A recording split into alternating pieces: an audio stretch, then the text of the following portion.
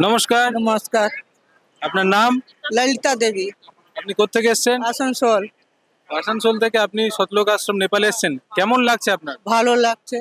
তো এখানে এখানকার যে ব্যবস্থা, এখানকার যে খাওয়া-দাওয়া, থাকার টাকার জন্য কি কোনো টাকা পয়সা নেওয়া হচ্ছে? না, কিছু না, কিছু না, সব ভালো।